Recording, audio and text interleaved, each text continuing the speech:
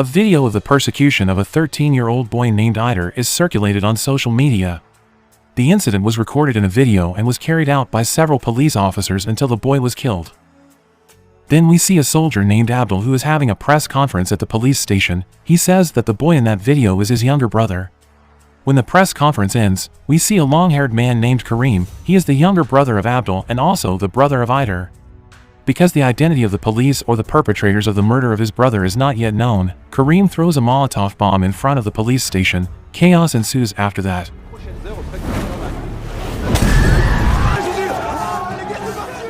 This chaotic situation is used by Kareem and his members to loot some items from the police station, such as helmets, vests, and a vault containing weapons.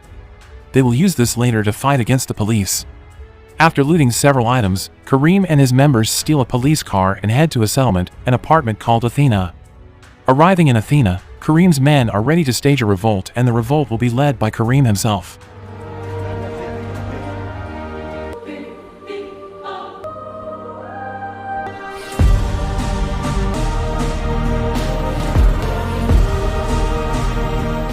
Then we meet a policeman named Jerome who is getting ready with other policemen to go to Athena. We can see that the police are a little worried about a man named Sebastian, and the police have been watching Sebastian for a long time. Who is Sebastian? Why are they so afraid of them? We will know later. This is Mokhtar. He is the eldest brother of Abdul, Kareem, and Ider. Mokhtar is a cocaine user. He is also a dealer and seller of illegal weapons. During this chaos, Mokhtar is still trying to send his illegal weapons from Athens out of there by using an ambulance. Then he plans to go to the forest to bury the weapons until the situation calms down a bit, since he is afraid that the police will find his weapons. However, it turns out that the way out of Athena has been blocked by Kareem's men. Therefore, Mokhtar and his men choose to hide for a while and store the illegal weapons in an empty house, since the police will soon enter Athena. Out of anger, Mokhtar violently beats Kareem's members. While Kareem's members can't do anything, they hesitate to fight Mokhtar back since Mokhtar is the older brother of the leader. On the other hand, the residents of Athena begin to panic because of Kareem and his men who rebel against the police. The residents don't want to leave Athena, and they corner Abdul, who is there since Abdul is Kareem's brother. Abdul, as the mediator, immediately tries to find Kareem to persuade him to stop his actions. While he is looking for his brother, Abdul sees Sebastian, the man the police feared. Sebastian looks fearless and seems relaxed in this situation. Abdul decides to keep Sebastian in a room so he doesn't get influenced by Kareem. After that, Abdul returns to search his house. Then he sees a group of people who are praying for his brother. He also meets his mother, who tells him to pray for his late brother. Kareem is seen there, but suddenly, they have to stop their activity. Then Kareem disappears again. Abdul asks his sister where his mother and Kareem are, but instead, his sister gets angry and orders Abdul to help Kareem fight the police because she thinks Abdul is siding with the police. Outside, Abdul helps several residents to evacuate themselves. At the same time, Abdul finds his mother. The mother tells him to take care of Kareem because Kareem is actually a weak child. After that, the pushing and shoving between the police and the residents are unavoidable. This is what happens next. On the other hand, Kareem, as the leader of the group, continues to fight against the police and orders his members to drop a refrigerator from the highest floor of the building.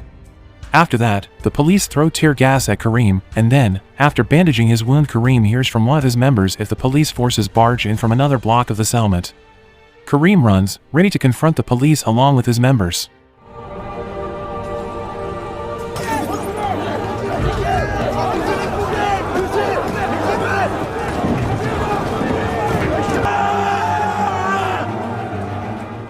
As night falls, we are introduced to a policeman named Murad who has helped Abdul in the riot earlier.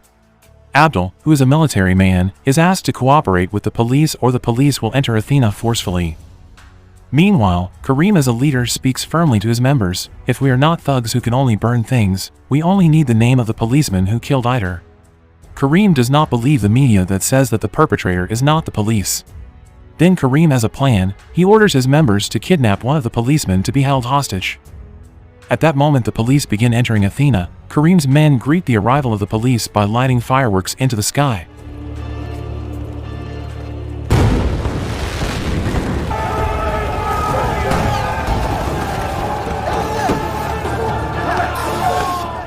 When the police start to move forward, the fireworks are directed at the police. At that moment, the police and the rebels start fighting each other. The police have to stop in the middle. protecting themselves from the fireworks lit by Kareem's men using their shields. Kareem, seeing the police doesn't move, goes downstairs, and, as a result of the Molotov bomb thrown by Kareem, tear gas breaks out, making the police can't breathe, their eyes are sore, their skins are itchy, and they can't see clearly. The police are forced to retreat, but some of them get lost. And this is one of them. Jerome is separated from his troops.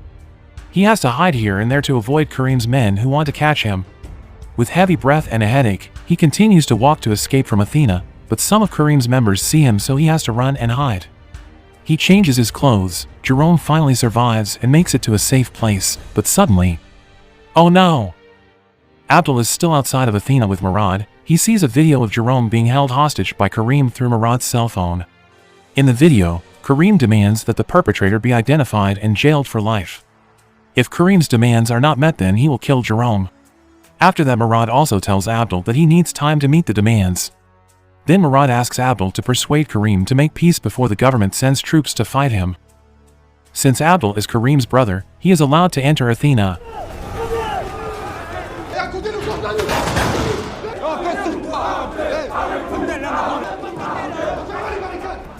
Abdul tries to persuade Kareem. Kareem says that he won't stop because the police and the government always protect the murderers. Abdul is trying to be patient. He asks his brother, "What's the point of you doing something like this? Later, after you have the name of the perpetrator, will that bring Eider to life?" Abdul hugs Kareem and tells him to stop everything, but Kareem pushes him away. He spits on his brother, then says that Abdul is just a French military slave. It should have been Abdul who is dead, not Eider. After hearing that, Abdul immediately takes Jerome away from there.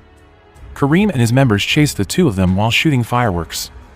Arriving outside, they are instructed to stop and lie down by the troops, and suddenly, the police shoot them, but it's Jerome who gets hit.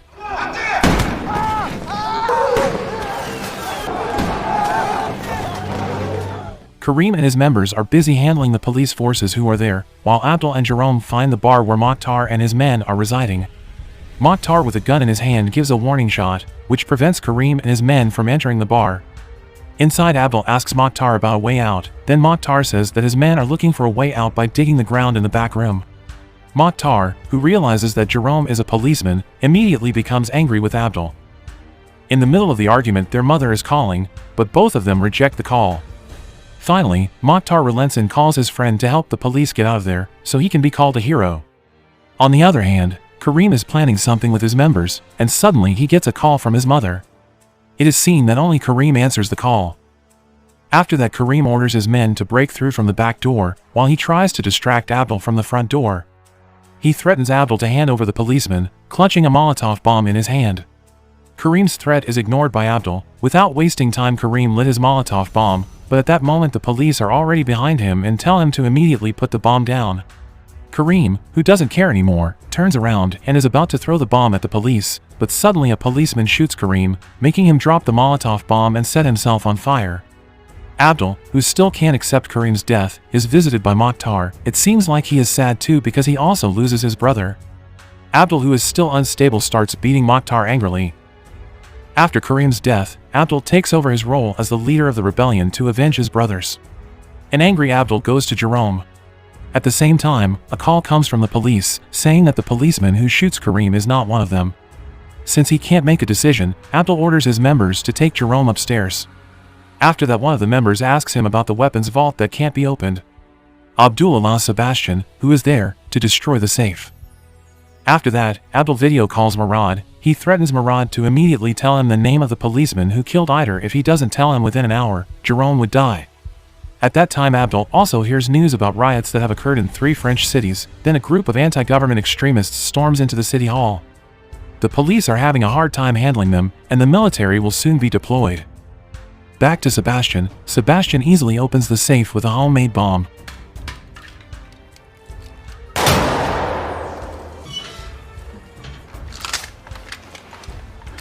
After giving weapons to several members, Sebastian orders them to put gas cylinders and spill gasoline in some places he has pointed. It is revealed why the police are afraid of Sebastian. Besides always looking relaxed, it turns out that Sebastian is good at making bombs with makeshift materials. At midnight, Murad suddenly calls Abdul. He asks Abdul to stop this rebellion. Then Murad also confirms that Eider's killer is not a policeman. Abdul asks Murad to immediately bring Ider's killer to him even though he is not a policeman, but Murad can't do it. It makes Abdul even angrier. He quickly rushes back to Jerome to finish him off. With his phone still connected to Murad, Abdul is ready to take serious action. And finally... Oh no!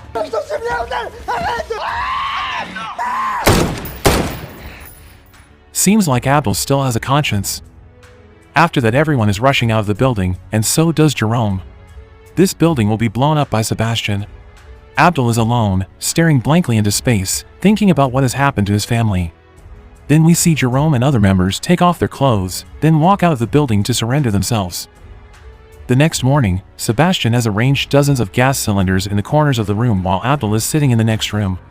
At that moment, several policemen are seen behind the window, checking on who is still there. And then...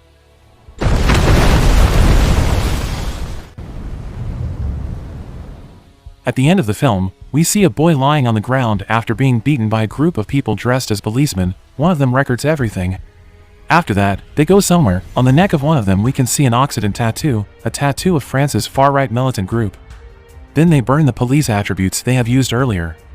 We can conclude that these people are the people who killed Ider.